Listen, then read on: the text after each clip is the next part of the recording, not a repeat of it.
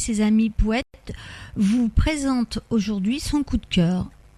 Et Patrick Arnaud, né le 3 février 1964 à La Rochelle, marié. Il habite le centre historique de Bordeaux. Il s'est tout d'abord exprimé par le dessin, le collage, puis ensuite la peinture, pendant de longues années, produisant quantité de fresques et toiles. La naissance d'un premier garçon, puis d'un deuxième, au tournant du siècle, il stoppe toute activité créative, afin de leur consacrer tout son temps. Il reprend ensuite l'élaboration d'une fresque inspirée du nombre pi, en 2007. Travail toujours en cours lorsqu'intervient un événement qui fera qu'il ne sera jamais mené au bout.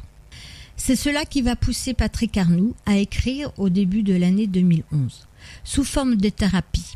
Le temps passant, il commence à écrire sur tout et n'importe quoi, et de moins en moins sur lui. Il a atteint enfin, il suppose, un bon niveau de résilience. Et voici maintenant, même en dormant, je songe que je suis dans un train.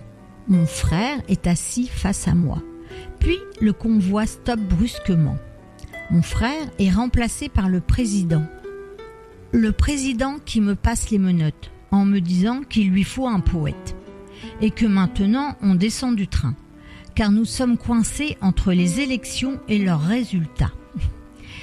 Je proteste car ce n'est pas ma destination. Il ne m'écoute pas et m'entraîne hors de la voiture. Je parviens à saisir mes bagages en catastrophe. Je vois que lui tient à la main la mallette nucléaire. Sur le quai, un grand panneau affiche « Coup d'État en cours, issue incertaine ». Je me réveille complètement vaseux, abasourdi par ce rêve. Je décide de le jeter aussitôt sur une page blanche de mon carnet. Deuxième lecture de poésie de Patrick Arnoux. Passage. Il a depuis la lune reçu un message. La porte va s'ouvrir vers de nouveaux rivages. Le temps s'approche pour le grand voyage. Il ferme les yeux et songe. Une légère anxiété le ronge. Sa psyché qui fait encore éponge. Il sait pourtant qu'il doit s'en aller. L'heure du passage ne peut être repoussée. Lorsqu'elle sonne, elle doit être honorée. Laissant en arrière ses regrets et ses peurs, il fait le premier pas vers cet ailleurs, où existe peut-être d'autres formes de bonheur.